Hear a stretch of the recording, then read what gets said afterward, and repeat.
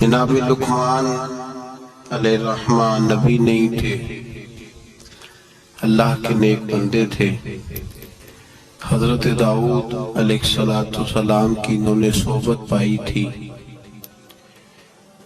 رنگ کالا تھا، ہونٹ موٹے تھے، لیکن اللہ تبارک و تعالی نے حکمت اور دانائی بڑی عطا فرمائی تھی۔ آپ کی اس حکمت اور امور خیر کی وجہ سے دور دراز سے لوگ آپ کی خدمت میں حاضر ہوتے تھے، اور آپ سے اللہ تبارک و تعالی کی عطا کردہ حکمت اور دانائی سے فیض یاب ہوتے تھے۔ حضرت لقمان نے اپنے بیٹے کو کچھ نصیحتیں فرمائیں۔ اپنے بچے کو انہوں نے کچھ چیزوں کے بارے میں تربیت دی۔ اللہ تبارک و تعالیٰ کو ان کی وہ باتیں اور وہ انداز اتنا پسند آیا کہ رب نے اس کو قرآن مجید میں بیان فرما دیا۔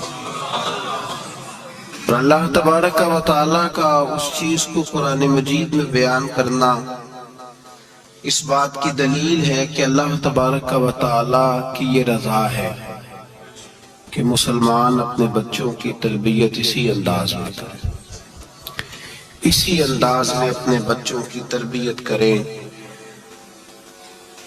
یہ عنوان اور یہ باتیں ماں اور باپ کو سیکھنی چاہیے، بلکہ ہمارے بعد بزرگ تو فرماتے ہیں کہ جس بیٹے اور بیٹی کا نکاح کرنے کا ارادہ ہو، اس کو جہاں اور ان کی ضرورت کے مسائل سکھائے جائیں، وہاں انہیں سورہ لقمان کی ان آیات کی ضرور ان تک پیغام پہنچایا جائے، تاکہ انہیں پتہ ہو کہ کس نہج پر، کس بنیاد پر اور کس طریقے سے ہم نے اپنے بچوں کو اللہ تبارک و تعالیٰ کی رضا کے مطابق ڈھالنا۔ انسان سب سے زیادہ مخلص اپنی اولاد کے ساتھ ہوتا ہے۔ اس پر علماء نے کلام کیا ہے کہ بچے بھی اپنے ماں باپ کے ساتھ اتنے مخلص ہوتے ہیں کہ نہیں۔ اس میں تو شک ہے کہ ہو سکتا ہے بچے اپنے ماں باپ کے ساتھ اتنے مخلص نہ ہوں، لیکن یہ طے شدہ بات ہے کہ ماں باپ اپنی اولاد کے ساتھ وہ مخلص ہوتے ہیں، ان کا خلوص مکمل ہوتا ہے اپنے بچوں کے ساتھ۔ تو حضرت لقمان جب اپنے بچے کو نصیحت کر رہے تھے تو وہ ان باتوں کی طرف دلا رہے تھے جو وہ سمجھتے تھے کہ بڑی ہی ضروری ہے، جن کی وجہ سے ان کا بچہ بڑی خیر پا جائے گا، مکمل کامیابی دنیا اور آخرت کی حاصل کر جائے گا۔ ہم اپنی اولاد سے مخلص ہوتے ہیں، ہمارا اپنی اولاد کے معاملے میں رویہ بڑا خوبصورت، اور ہمارا دل اپنے بچوں کے بارے میں بڑا صاف ہوتا ہے۔ ہم چاہتے ہیں کہ ہماری اولاد شجر سایہ دار بنے، دنیا میں وقار حاصل کرے، روزی بھی اللہ تبارک و تعالی شان والی عطا فرمائے، اللہ انہیں ہر لحاظ سے نواز دے۔ تو قرآن مجید ہمیں تربیت دیتا ہے، قرآن مجید ہمارے ذہنوں کی ذہن سازی فرماتا ہے کہ پھر تم اس طرح اپنے بچوں کو ڈھالو، اس انداز میں اپنی اولادوں کی تربیت کرو۔ سورہ لقمان کی جو آیہ کریمہ میں نے سب سے پہلے تلاوت کی وہ 13 نمبر آیت ہے۔ اللہ تبارک و تعالی نے ارشاد فرمایا وَإِذْ قَالَ لُقْمَانُ لِابْنِهِ، جب حضرت لقمان نے اپنے بیٹے سے کہا، وَهُوَ يَعِظُهُ، اور وہ اپنے بیٹے کو نصیحت کر رہے تھے۔ سب سے پہلے انداز کے اختیار فرمایا یا بنیا، اے میرے بیٹے۔ لفظوں میں حسن دیکھیے، اے میرے۔ ہمیں جب اپنی اولاد سے ناراضگی ہوتی ہے تو ہم ایک خطبہ پڑھتے ہیں، اس خطبے میں اپنی نیکیاں اور اولاد کی نالائکیاں گنواتے ہیں، سمجھانے کا انداز اختیار نہیں کرتے جاہو جلال میں۔ اور بعض اوقات معاذ اللہ تعالیٰ کچھ ایسے بھی لوگ ہوتے ہیں جو گالی بھی دیتے ہیں، سخت سست بھی کہتے ہیں، لفظوں کی حرمت کا پاس نہیں کرتے، اور وہ خطبہ وہ آدھے گھنٹے کا ہو 25 منٹ کا ہو وہ دے کے ہم نکل جاتے ہیں، نے بڑا ستایا ہے تم نے، لیکن ہم کسی موقع پر بھی اس پھول کو جڑی بوٹی سے علیحدہ کرنے کی کوشش نہیں کرتے۔ ہم جو انداز ہونا چاہیے وہ انداز ہم اختیار ہے۔ کب ایسا ہوا ہے کہ اپنے بچے کو بلایا ہو، اس کو اپنی شفقت کی چادر کے نیچے بٹھایا ہو، پھر اس کو ہم نے نصیحت کی ہو؟ اور اگر ہم کبھی نصیحت کرتے بھی ہیں تو وہ دنیا داری کی نصیحت ہے، وہ مال دولت جمع کرنے کی نصیحت ہے، وہ زمانے میں اونچا مقام پانے کی نصیحت ہے۔ حضرت لقمان اپنے بیٹے کو نصیحت کرتے ہیں تو کہتے ہیں یا بنیا، او میرے بیٹے کا لفظ حسین جملہ۔ اللہ کے رسول صلی اللہ علیہ وسلم نے فرمایا اکریموا اولادکم، اپنی اولاد کی عزت کیا کرو۔ اپنی اولاد کی ذرا بول کے بتائیے گا، اولاد کی کس کی؟ کون عزت کرے؟ ماں باپ کس کی عزت کریں؟ بیٹا جی کہہ کے پکارو، میرا بیٹا کہہ کے پکارو، ان کو وقار دو، ان کو عزت دو۔ اولاد کے لیے تو خیر اصول ہے کہ اولاد عزت کرے گی، اس کے لیے تو کہہ دیا کہ ماں باپ جنت بھی ہیں تیری دوزخ بھی ہیں، لیکن ماں باپ کو بھی حکم ہے کہ بچوں کے لیے اعزاز کے جملے استعمال کرے۔ ہمہ وقت کا ڈانٹنا، ہمہ وقت کی تلخی یہ مناسب نہیں ہے، ان کے لیے عزت کے جملے استعمال کرے۔ یا بنیا، اے میرے بیٹے، پہلا درس کیا دیا؟ فرمایا لا تشرک باللہ، بیٹے اللہ کے ساتھ شرک نہ کرنا۔ کیوں؟ ان الشرک لظلم عظیم، بے شک شرک بہت بڑا ظلم ہے۔ سب سے پہلی نصیحت اپنی ذات کے لیے نہیں کی۔ ہم ساری زندگی جب بھی لیکچر دیتے ہیں یہی کہتے ہیں، ساری زندگی یہی کہتے رہتے ہیں میں نے سال گوا دیے، میں نے کاروبار کیے، میں نے دنیا چھوڑی، میں نے پردیس کاٹا تیرے بنگلے کے لیے، تیرے مکان کے لیے، تیری فلاں چیز کے لیے۔ کبھی یہ بھی تو بتائے نا کہ کوئی باپ اٹھ کے کہے کہ میں نے بڑا وقت دیا ہے تجھے اللہ سے جوڑنے کے لیے، تجھے رسول پاک کا غلام بنانے کے لیے، میں نے کئی دہائیاں بتا دی تجھے نبی پاک صلی اللہ علیہ وسلم کی غلامی سکھانے کے لیے۔ اس پر بھی تو کبھی کو باپ اپنی اولاد کو احساس دلائے۔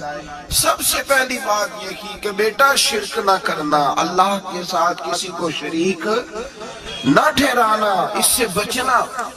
آگے اگلا جو حضرت لقمان کا فرمان ہے وہ آیت نمبر 16 کے اندر ہے۔ یہاں شرک کی بات کی، میں تھوڑی اس کی تفصیل عرض کروں گا اپنی بساط کے مطابق، لیکن پہلے آیات سماعت کر لیجئے، ان کا سادہ ترجمہ سمجھ لیجئے تاکہ آپ کے حاشیہ خیال میں عنوان آ جائے۔ سب سے پہلے کہا شرک نہیں کرنا، پھر اس کے بعد کہا سورہ لقمان کی آیت نمبر 16 میں ارشاد فرمایا یا بنیا، اے میرے بیٹے، انہا ان تکو مثقال حبۃ من خردل، اے بیٹے اگر تو اتنی برائی بھی کرے جتنا کہ ایک رائی کا دانہ ہوتا ہے، رائی کا جو دانہ ہوتا ہے وہ چھاؤں میں رکھے تو نظر نہیں آتا، وہ سورج کی روشنی میں نظر آئے گا، اگر چھاؤں میں دیکھنا ہوگا تو آپ کو لائٹیں جلانی پڑے۔ تو حضرت لقمان اپنے بیٹے کو نصیحت کرتے ہیں، کہتے بیٹے اگر تو رائی کے دانے کے برابر بھی گناہ کرے اور پھر وہ گناہ اس طرح ہو فَتَكُنْ فِي صَخْرَةٍ أَوْ فِي السَّمَاوَاتِ أَوْ فِي الْأَرْضِ، چاہے رائی کے دانے کے برابر گناہ ہو اور پہاڑ میں چھپا ہو یا زمین اور آسمان میں چھپا ہو تو کیا ہوگا؟ اپنے بیٹے کو سمجھا رہے ہیں، کہتے ہیں یَأْتِي بِهَا اللَّهُ، اللہ پھر بھی اس کو نکال کے لے آئے گا۔ تو یہ نہ کہنا کہ میں کو پاپی ہوں، میں نے کو بینک لوٹے ہوئے ہیں، میں نے کو قتل کیے ہوئے ہیں۔ فرمایا رائی کے دانے کے برابر بھی، اپنے بیٹے کو کہہ رہے ہیں رائی کے دانے کے برابر بھی اگر تو نے گناہ کیا تو اللہ اسے بھی لائے گا، اور رائی کے دانے کے برابر ہو پھر چٹان میں چھپا ہو یہ زمین و آسمان میں چھپا ہو، اللہ پھر بھی اسے نکال کے لے آئے گا، اس لیے کہ ان اللہ لطیف خبیر، بے شک اللہ باریک باتوں کا جاننے والا۔ فَمَنْ يَعْمَلْ مِثْقَالَ ذَرَّةٍ خَيْرًا يَرَهُ وَمَنْ يَعْمَلْ مِثْقَالَ ذَرَّةٍ شَرًّا يَرَهُ۔ اگر تو ذرے کے برابر نیکی کرے گا تو اللہ تجھے اس کا اجر عطا فرمائے گا، اور اگر تو ذرے کے برابر گناہ کرے گا تو اللہ قیامت میں وہ بھی تیری آنکھوں کے سامنے لائے گا، اس کا بھی حساب ہوگا۔ تو فرمایا بیٹے اللہ باریک باتوں کا جاننے والا، یا بنیہ اے میرے بیٹے، اقیم الصلاۃ نماز قائم کر۔ بیٹے نماز بس کافی ہو گیا؟ کہا نہیں، اب اور آگے بڑھ، وَأْمُرْ بِالْمَعْرُوفِ، لوگوں کو بھی نیکی کا حکم دے، وَانْهَ عَنِ الْمُنْكَرِ، اور لوگوں کو بری باتوں سے منع کر۔ اور جب تو یہ کام کرے گا پھر لوگ تجھے ستائیں گے۔ ہو ہی نہیں سکتا کوئی حق بات کرے اور لوگ اس پہ طعن و تشنیع نہ کریں، یہ ہو ہی نہیں سکتا، یہ ممکن ہی نہیں۔ فرمایا جب تو نیکی کا حکم دے گا اور برائی سے روکے گا تو پھر کیا ہوگا؟ تیرے اوپر مصیبت آئے گی۔ اب تو نے کیا کرنا ہے؟ بس تو نے اس آنے والی مصیبت پر صبر کرنا ہے۔ بے شک یہ بڑی ہمت کے کام ہے، یہ بڑی دنائی کا کام ہے، دلیری کا کام ہے، اتنا آسان ہے ہی نہیں، بڑا ہی بڑے حوصلے کا کام ہے۔ جسے زندگی ہو پیاری وہ یہیں سے لوٹ جائے، میرے قافلے میں شامل کوئی کم ظرف نہیں ہے، یہ ہمت کا کام ہے، آسان ہے ہی نہیں۔ آگے کیا ارشاد فرمایا، بڑی میرا دل کرتا ہے بڑی توجہ سے سنیں ان آیات کو، بڑی آگے ترتیب کیا لگائی حضرت جناب سیدنا لقمان کیا کہتے ہیں؟ نماز پڑھ، دوسروں کو نیکی کا برائی سے منع کر، اور یہ جب تیرے اوپر ان کاموں کی وجہ سے مصیبت آئے تو اس پر اس لیے کہ یہ جو کام ہے نا عزم الامور، یہ بڑی ہمت کے کام ہے۔ بس کروں ابا جی؟ فرمایا نہیں اور بھی کچھ کر۔ کیا؟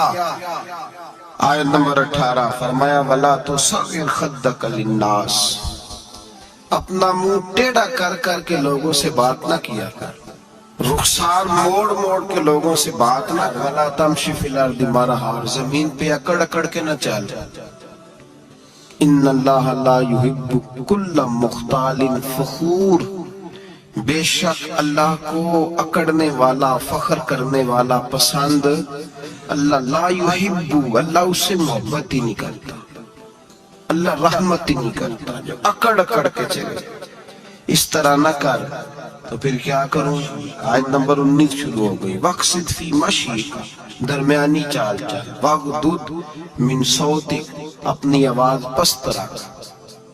اپنی آواز جو اعلیٰ ظرف ہوتے ہیں ہمیشہ جھک کے ملتے، صراحی سرنگوں ہو کر بھرا کرتی ہے پیمانے، اس طرح کر کے تو درمیانی چال چل اور اپنی آواز کو وَغْضُضْ من صوتک، اپنی آواز کو پست رکھ، اس لیے کہ ان انکر الاصوات لصوت الحمیر، اللہ کو جو آواز سب سے ناپسند اور سب سے بری آواز ہے وہ گدھے کی آواز ہے۔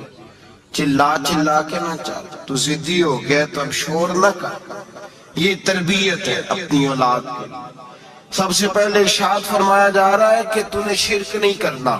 شرک بھی دو قسم کا ہے، ایک تو شرک وہ ہے کسی نے اللہ کی ذات میں شریک بنا لیا کہ یہ بھی ساتھ شریک ہے، اور ایک شرک اصغر ہے، ریاکاری، دکھلاوا، نماز اللہ کی پڑھنی دکھانا بندوں کو، مسجد میں پیسے کس کی رضا کے لیے دینے، تو اعلان کرانے کا کیا مقصد ہے کہ ختم کے موقع پر سال ثواب کے موقع پہ کھڑے ہو کے اعلان ہوتا ہے 1 لاکھ قرآن پاک پڑھا گیا ہے، 10,000 درود شریف پڑھا گیا ہے، اور جو صاحب نے نا جی 50,000 روپیہ مسجد بھی دیا ہے، یہ شرک ہے، یہ شرک اصغر ہے، یہ میرے رسول پاک نے منع فرمایا ہے۔ صحیح بخاری میں لفظ ہے، نبی رحمت صلی اللہ علیہ وسلم شہدائے احد کے مزاروں پہ کھڑے تھے، تو وہاں کھڑے ہو کے اللہ کے رسول نے فرمایا میرے ذہن سے فکر نکل گئی ہے، میری امت قیامت تک شرک نہیں کرے گی، اب یہ مشرک نہیں ہوں گے، بت نہیں پوجیں گے، یہ دوسرے معبود نہیں بنائیں گے، تو حضور فکر کس بات کی ہے؟ فرمایا یہ ریاکاریاں کریں گے، دکھلاوے کریں گے، تصنع بناوٹ کریں گے، یہ اللہ کی عبادت میں اوروں کو شریک ٹھہرائے۔ میرے دوستو یاد رکھو سب سے پہلا حکم حضرت لقمان اپنے بچے کو دے رہے ہیں اور بتا یہ رہے ہیں کہ بیٹے اللہ والا بن جا، بیٹے اللہ سے جڑ جا، شرک نہ کرنا، شرک بہت بڑا ظلم ہے۔ میرے بھائی سب نے مفسرین نے اپنی اپنی بات لکھی۔ میرے استاذ گرامی یہاں فرمایا کرتے تھے، بھائی اگر تو دنیا میں اپنے بیٹے کو دھوپ میں بیٹھا دیکھے تو تیرا دل پھٹ جاتا ہے، یہ دھوپ میں کیوں بیٹھا ہے، اس کو شرک سے بچا، شرک اکبر سے بھی بچا، اصغر سے بھی بچا، خفی اور جلی دونوں قسم کے شرک سے بچا۔ دنیا میں تیرا بیٹا دھوپ میں ہو تجھ سے برداشت نہیں ہوتا، بتا اگر تیرا بیٹا جہنم میں گیا تو تجھے کیسے برداشت ہوگا، آگ میں جلتا ہوا تجھے۔ اسے اللہ سے جوڑ دے، اسے رسول اللہ صلی اللہ علیہ وسلم کا غلام بنا دے۔ میرے نبی کریم سید عالم صلی اللہ علیہ وسلم نے فرمایا جب تیرا بیٹا 7 سال کا ہو جائے تو اسے مسجد لے کے جا، 3 سال تک لے کے جا مسجد، 10 سال کا نماز نہ پڑھے تو سزا دے، 3 سال تک خود اپنے ہاتھوں سے ٹریننگ دے، اسے مسجد لے جا، آداب مسجد بتا، اسے نماز سکھا، تو خود لے کر کے جا، بھیجنے کا نہیں کہا۔ فرمایا جب بچہ 7 سال کا ہو جائے تو اسے مسجد، بڑی محنت کرتے ہیں ہم بیٹے کو بنگلہ دینے کے لیے، بینک بیلنس دینے کے لیے، دن رات ایک کر دیتے ہیں، خدا را اسے نمازی بنانے کی بھی محنت کرو۔ حضرت بابا فرید الدین گنج شکر رحمت اللہ تعالیٰ علیہ کی اماں کہتی ہیں جب میرا بیٹا پیدا ہونے والا تھا تو میں رب کی بارگاہ میں دعا کرتی تھی، اللہ اگر تو مجھے بیٹا دے تو اس طرح کا دینا بیٹا میرا ہو پر بندہ تیرا ہو، اے اللہ اگر بیٹا دینا تو اس طرح کا دینا، میرے اللہ اس طرح کی مجھے اولاد دینا کہ دودھ وہ میری چھاتی سے پیے پر شکر تیرا ادا کرے، اے اللہ اگر بیٹا دینا تو اس طرح کا دینا کہ قوت روٹی روزی وہ زمین پہ کھائے لیکن اسی زمین پر وہ تیرے دین کا سپاہی بھی بنے، وہ مجاہد فی سبیل اللہ بھی بنے۔ حضرت بابا صاحب کہتے ہیں مجھے شکر پسند تھی، اماں بڑے جتن کرتی ہے بیٹے کے لیے، بڑا کچھ کرتی ہے، تو بیٹے روٹی ٹائم پہ کھانا بلا ٹائم، کہتے ہیں مجھے شکر پسند تھی۔ میری اماں سردیوں کے ٹھنڈے موسم میں اٹھ کے میرے لیے پانی بھی گرم کرتی، مصلی بھی بچھاتی اور پھر ایک پڑیا شکر کی بنا کے میرے مصلی کے نیچے بھی رکھتی، کہتی بیٹا نماز پڑھے تو اللہ شکر دیتا ہے۔ آپ فرماتے ہیں میں روز نماز کی 5 نمازوں کے وقت مصلی اٹھاتا تو پڑیا شکر کی ملتی، سکول اور مدرسے کے میں اپنے کلاس فیلوں کو بھی کہتا نماز پڑھو بڑی پیاری شکر ملتی ہے، کہتے میں روز شکر کھاتا۔ ایک سویرے فجر کی نماز میں اماں نے وضو تو کرایا، مصلی بھی بچھایا، پر دیہات کی وہ سادی بی بی جس کا سارا کام بھی خلوص میں مبنی تھا، جو آکسفورڈ سے پڑھی ہوئی تو نہیں تھی لیکن آداب ممتا اسے سارے آتے تھے، جو کسی یونیورسٹی کی سند یافتہ تو نہیں تھی لیکن بیٹے کے ساتھ کس طرح کا رویہ اختیار کرنا یہ سارا اسے پتا تھا۔ کہتے ہیں سادی اماں نے سارے کام کیے لیکن شکر رکھنا بھول گئی۔ بابا صاحب کہتے ہیں میں نماز پڑھنے لگا تو ماں نے یہ بھی بتایا تھا کہ نمازی کے آگے سے نہیں گزرتے، نمازی کے آگے نہیں ہوتے۔ اب اماں کہتی ہے میں مجبور ہوں، درس بھی میں نے دیا ہے بھول گئی ہوں، اب شکر رکھنے جاؤں گی تو پردہ کھل جائے گا۔ ایک کونے میں لگ کے ماں روئی، بیٹے کی شفا کے لیے نہیں، بیٹے کی نوکری کے لیے نہیں، بیٹے کے اچھے مستقبل کے لیے نہیں، ماں روئی آنسو بہے تو کہتی کیا ہے، اے اللہ میں اسے اپنے آگے جھکانے کو جتن تھوڑی کرتی تھی، تیرا بنانے کے جتن کرتی تھی، اے اللہ مہربانی فرما میری پردے داری کر، اگر راز کھل گیا تو میرا فرید نماز نہ چھوڑ جائے۔ بابا صاحب کہتے ہیں اماں تڑپتی رہی اور میں نے نماز پڑھ کے مصلی اٹھایا، پہلے پڑیا ہوتی تھی اب تو پورا دریا شکر کا بہ رہا ہے۔ فرماتے ہیں میں نے وہ اٹھائی شکر کھائی اور میں نے چیخ کے کہا اماں جلدی آج بڑی لذیذ ہے، آج شکر کوئی انوکھی ہے، اور آج تو کمال شکر دی ہے میرے اللہ نے۔ ایک पुड़िया की जगह पूरा दरिया बह रहा है। बाबा साहब रहमतुल्लाह अलैह फरमाते हैं मेरी अम्मा आई और मेरी अम्मा ने बाजू खोले तो माँ की ममता ही बताती है कि अल्लाह की रहमत किस तरह की होती है। कहते मैंने अम्मा के सीने से लगा तो अम्मा रो के कहने लगी बेटे पहले मैं शक्कर देती थी, आज शक्कर बनाने वाले ने शक्कर अता फरमाई है। सारी जिंदगी पेशानी से सजदे का नूर नहीं गया, सारी जिंदगी वो लज्जत इबादत नहीं गई, इसलिए कि उस्ताद ने डंडे से नमाजी नहीं बनाया था, इसलिए कि पीर साहब ने ये कह के नमाजी नहीं बनाया था कि नमाज पढ़ोगे तो रोटी में बरकत हो जाएगी, इसलिए कि अल्लामा साहब का वो बात सुन के हम नमाजी नहीं बने थे कि इस नमाज में बताया जाता है कि बीमारियां खत्म हो जाएंगी नमाज पढ़ने से। अम्मा ने रब से जोड़ने के लिए नमाजी बनाया था। सारी जिंदगी बाबा साहब कहते रहे उठ फरीदा सुते आ, झाड़ू दे मसीह, चल हुण उठ फरीदा सुते आ, झाड़ू दे मसीह, ओ तू सुता है रब जागदा, तेरी डाढ़े नाल परी। सारी जिंदगी नमाज की ट्रेनिंग देना, अपने बच्चों को अपने रब से जोड़ना, अपने बच्चों को अल्लाह के साथ उनका ताल्लुक बनाना, उनको रब वाला बनाना, उन्हें रसूल पाक का गुलाम बनाना, ये ड्यूटी है माँ बाप की। माँ बाप अपने बच्चों के सीनों में अल्लाह की मोहब्बत दाखिल फरमाए। मेरे नबी करीम सैयद आलम सल्लल्लाहु अलैहि वसल्लम ने हमें जिन चीजों के बारे में तलकीन की उनमें से एक ये है कि अपने बच्चे को नमाजी बनाओ, इन्हें मस्जिद ले करके जाओ, इन्हें पैगाम अल्लाह के दीन का पैगाम खुद सिखाओ। शिर्क के बाद जो इरशाद फरमाया वो ये है कि छोटा सा गुनाह, या बुनैया इन तकू मिस्काल हब्बतिन मिन खरदलिन फतकुन फी सखरतिन औ फी समावाति औ फिल अर्द, बेटे छोटा सा राई के दाने के बराबर भी गुनाह अगर तू करेगा और वो गुनाह चाहे पहाड़ के पीछे हो चाहे जमीन और आसमान में छुपा हो, अल्लाह उसे भी छोटे छोटे गुनाह से। मिसालें बहुत सारी हैं लेकिन सादी सी बात है ना। मेरे नबी करीम सैयद आलम सल्लल्लाहु ताला अलैहि वसल्लम ने फरमाया है कि मोमिन बुज़दिल हो सकता है, मोमिन काहिल हो सकता है, कंजूस हो सकता है, लेकिन मोमिन कभी झूठा नहीं होता। नबी पाक सल्लल्लाहु अलैहि वसल्लम फरमाते हैं जब तू झूठ बोलता है तो इतनी बदबू निकलती है कि तेरे किरामन कातिबीन छोड़ के पीछे खड़े हो जाते हैं, इतनी बदबू निकलती है तेरे वजूद से। तरबियत ही है ना। महबूब सुभानी, गौसे समदानी, शेख अब्दुल कादिर जिलानी। अम्मा क्या कहती है? अम्मा कहती है अब्दुल कादिर मैं तुझे बगदाद पढ़ने भेज रही हूँ, लेकिन माँ की यूनिवर्सिटी का पहला सबक भी याद कर ले बेटा, देखना तेरी जुबान से कहीं झूठ ना निकल जाए।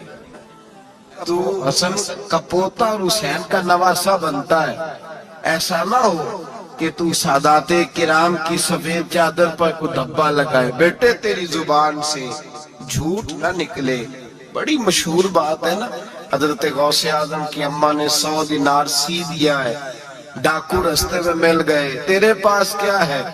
का 100 दिनार है। वो कहते हैं चोर थे, हमें तो बड़ी दूर बैठा पैसा भी नजर आ जाता था, और अब्दुल कादिर के सारे कपड़े टटोले, पर हमें 100 दिनार नजर। पकड़ के ले गए सरदार के पास जो डाकुओं का भी सरदार है, उसको कहा ये बच्चा कहता है कि मेरे पास 100 दिनार है पर निकलता नहीं। कहने लगे बेटे जिसके पास पैसे होते हैं वो बताता तो नहीं, तो तेरे पास है भी नहीं तो तू क्यों शोर कर रहा है? तो आप कहने लगे हैं मेरे पास। किधर है? ये गौर कीजिए। अम्मा कहती है बेटे तूने झूठ नहीं बोलना। कहते 100 दिनार यहाँ सिया हुआ है। डाकू कहने लगा थे तो नजर क्यों नहीं आते? तो गौसे आजम जिलानी कहने लगे मेरे पास है, तुम्हें नहीं नजर आए तो अलहदा बात है। कहा किधर है? तो यूं खोल के दिखाया, अपना कुर्ता बटन खोल कर ये सिए हुए। डाकू के सरदार ने देखा तो पैसे तो अपनी जगह थे। बेटे का चेहरा देखने लगा, कहने लगा छोटे से बेटे लोगों के पास होते भी हैं तो डाका पड़ जाए लोग छुपाने की कोशिश करते हैं, तूने जाहिर क्यों किए? तो हजरत गौसे आजम की सच्ची जुबान چہرے پہ اطمینان کی روشنی اور اماں کی یونیورسٹی سے لی ہوئی ڈگری اور باپ کے ادارے سے لی ہوئی سند، حضرت غوث اعظم جیلانی اس ڈگری کا اپنا علم آگے تقسیم کرنے لگے، کہنے لگے سارا کچھ ہو سکتا ہے، عبد القادر کی منہ سے جھوٹ نہیں نکل سکتا، اس لیے کہ میں ماں سے وعدہ کر کے آیا ہوں کہ زندگی میں ہمیشہ سچ بولوں گا، جھوٹ نہیں نکلے گا۔ اور لفظوں کی صداقت تھی، 11-12 سال کی عمر، معصومیت کے جملے ایسے نکلے کہ ڈاکوؤں کا سردار کانپنے لگا، راشا تاری ہو گیا، پلٹ کے اس کے آنسو نکلے۔ حضرت غوث اعظم چلے تو پیچھے پیچھے چل دیا، کہا تو میرے پیچھے کیوں آ رہا ہے؟ کہنے لگے جس مسجد تم جاؤ گے میں بھی اسی مسجد میں نماز پڑھوں گا۔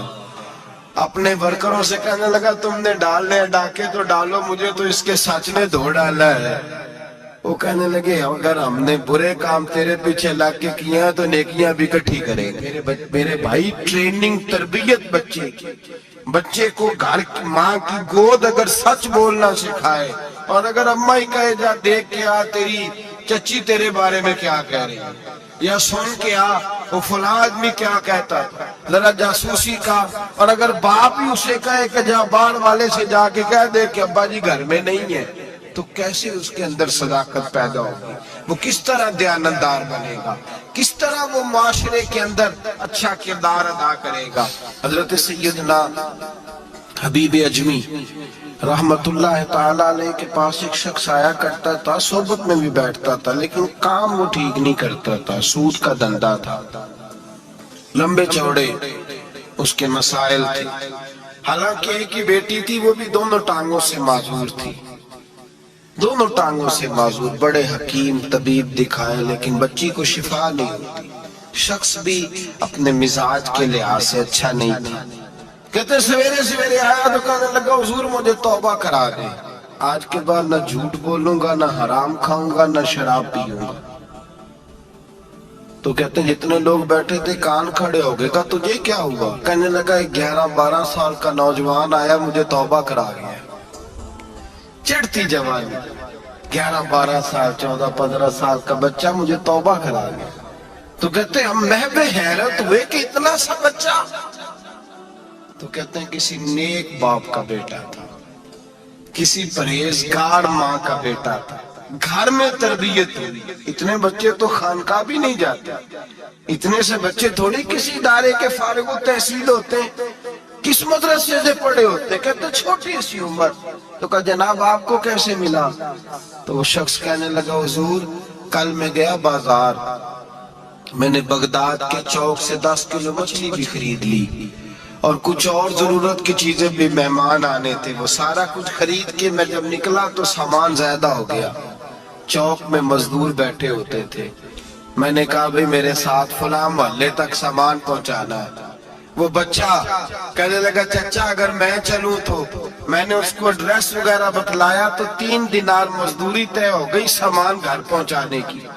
کہتے میرے ساتھ وہ نکلا، اور جب رستہ طے کرنے لگا تو رستے میں گرمی بڑی سخت تھی، ظہر کا وقت تھا، ذرا ہم نے چند قدم اٹھائے، 2-4 گلیاں گزرے تھے کہ اذان ظہر کی آواز آنے لگی۔ تو کہتے ہیں بڑی منت کے انداز میں، بڑی گزارش کے انداز میں میری طرف دیکھا، عمر چھوٹی سی ہے، کہنے لگا چچا اگر اجازت مل جائے تو میں ظہر کی نماز پڑھ لوں۔ کہتے میں ایک جگہ پھٹے پہ بیٹھ گیا اور گپے کرنے لگا، سامان وہاں رکھا، میں نے کہا پڑھ لے نماز۔ کہتے ہیں بچہ نماز پڑھنے چلا گیا، باقی لوگ دیر سے آئے، وہ نماز پڑھ کے جلدی آ گیا۔ میں نے کہا بیٹے تو جلدی آ گیا ہے؟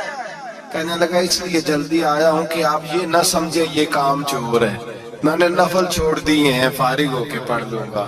کہتے ہیں سامان اٹھایا، رستے میں گرمی شدت کی تھی، اس کا پسینہ بہنے لگا، میں آگے بڑھا، میں نے کہا بیٹے سامان تھوڑی دیر کے لیے مجھے دے دو، گرمی زیادہ ہے۔ کہنے لگا چچا کسی کا تربیت یافتہ ہوں، کسی نے ٹریننگ دی ہے، کہا ماں باپ نے کہا تھا حرام لقمہ گھر نہ لانا، کہا بات کیا ہوئی؟ کہنے لگے میں آپ کو نہیں دے سکتا، اس لیے کہ 3 دینار مزدوری گھر پہنچانے کی طے کی ہے، اگر آپ اٹھائیں گے تو پھر میں پیسے پورے نہیں لوں گا۔ داماد نے توکل کی، یہ خوبی ہے کہ اس پر